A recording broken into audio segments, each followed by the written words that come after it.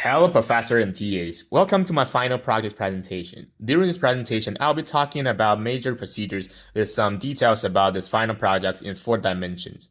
First is idea, second is methodologies, third is implementation, fourth is results. My whole project can be divided into 4 parts. First part is to understand how to find and download both raw Bitcoin block data mostly used in step 1 and 2 in my outline, and process data which is used to train my machine learning models in evaluation process. Second is to understand how transactions are encoded in blocks and convert the raw Bitcoin blocks to a file that contains the Bitcoin transactions aimed to finish the task described in step 2. Third is to design my future price predictor with machine learning models using my knowledge learned from CS480. Fourth is to evaluate the accuracy of my Bitcoin price predictor I have built in step 3 using the knowledge from stat 231, 331, and 341 and then analyze the result.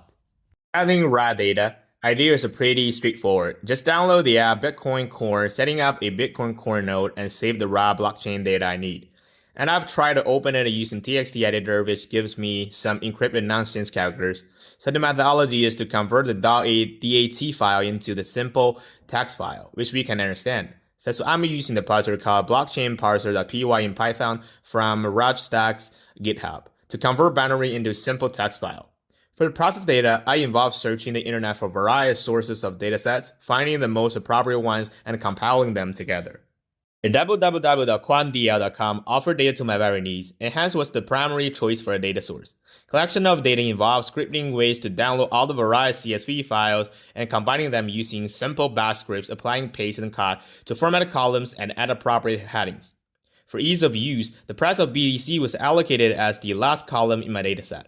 Upon combining data, it was also noted that some datasets did not process all values from the starting date, and hence the starting date of the final date the set needed to be adjusted. For these 2 slides, one shows summary of data collected for process data collection, and one shows the description of parameters of process data collection. For data conversion, my initial idea is if I can figure out how much the change is for each transaction, then I will be able to find a trend to figure out whether the market is bullish or bearish. However, I have found a problem that change is not deterministic, and only sender and receiver may know which is change in the transactions, and only by looking at outputs I cannot determine which one is transaction and which one is change. Since I have did my research and found a way to guess it, it said that the transaction address is most likely to be a round number because people usually send Bitcoin as a round number. On the other hand, the change address is most likely not a round number. Then I just convert hex to a double and then see which one is round and find which one is transaction address and other will be the change address. For the time of transaction, I just using Scala and import a simple date format. First parse timestamp to hex int, and then to long, and then using data function, and finally get result in simple date format. For machine learning models, I decided to pick random forest and XGBoost, and I decided to train models and implement it in R for simplicity. First, splitting data into training and testing sets, then just import library random forest and XGBoost, and apply function random forest and XGBoost on my training datasets, and apply function predict using 2 models separately on my testing set, and get the prediction.